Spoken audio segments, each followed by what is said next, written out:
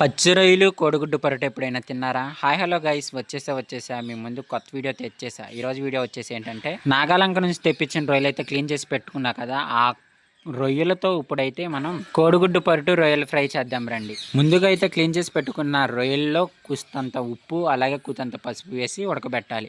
అందులో ఎటువంటి నీళ్ళు అయితే పోయకూడదు. అది ఉడుకుతా ఉండగా రొయ్యల్లో నుంచే నీళ్ళు అనేవి ఊరుతాయి. రొయ్యల్లో నుంచి బయటకు వచ్చిన నీళ్ళు బాగా ఎగిరిపోయిన తరువాత ఒక పొయ్యి మీద దాక పెట్టుకుని అందులో తగినంత నూనె అయితే పోసుకున్నాను. నూనె పోసుకున్న తర్వాత అందులో అల్లం వెల్లుల్లిపాయల పేస్టు, జీలకర్ర కలిపి దంచిన పేస్ట్ అయితే వేసుకుని బాగా వేగిన తర్వాత ఈ పెట్టుకున్న రొయ్యలను వేసి బాగా వేయించుకున్నాను. ఈ ఉడికిన రొయ్యలకి మసాలా పట్టేటట్టు సన్నాన చెక్క మీద బాగా వేయించాలి. మంట అనేది హై ఫ్లేమ్లో ఉంటే ఈ రొయ్యలు అనేవి మాడిపోతాయి, అలాగే అడుగు కూడా అంటుతుంది.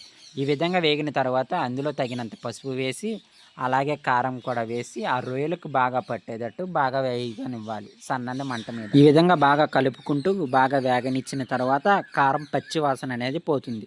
కారం పచ్చి వాసన పోయిన తర్వాత పచ్చి రొయ్యల ఫ్రైలో ఎన్ని కోడిగుడ్లు అయితే మనం వేసుకోవాలనుకుంటున్నామో అన్ని కోడిగుడ్లు ఆ రొయ్యల్లో పగలగొట్టి వేయాలి. పగలగొట్టిన కోడిగుడ్లు అనేవి ఈ రొయ్యల్లో బాగా కలుపుతూ సన్నని సెక మీద వేగనివ్వాలి. ఈ విధంగా బాగా వేగుతూ ఉండగా ఉప్పు కారం సరిపోయినాయో లేదో చూసుకుని, సాలకపోతే ఉప్పు అలాగే కారం వేసి ఈ నీసు వాసన అనేది పోయేంత వరకు సన్నని సెక మీద వేయించాలి. ఈ విధంగా బాగా వేగిన తర్వాత అందులో మనకు నచ్చిన మసాలా అనేది వేసుకోవచ్చు. మసాలా వేసిన తర్వాత దించేస్తే కోడిగుడ్డు పచ్చి రొయ్యలు ఫ్రై రెడీ అయిపోయింది. ఈ విధంగా మీరు ఎప్పుడైనా ట్రై చేశారా? ట్రై చేయకపోతే తప్పనిసరిగా ట్రై చేయండి. అంతే ఫ్రెండ్స్, నా వీడియో కనుక మీకు నచ్చినట్టయితే లైక్ చేయండి, షేర్ చేయండి. మరిన్ని వీడియోస్ కోసం నా ఛానల్ని సబ్స్క్రైబ్ చేసుకోండి.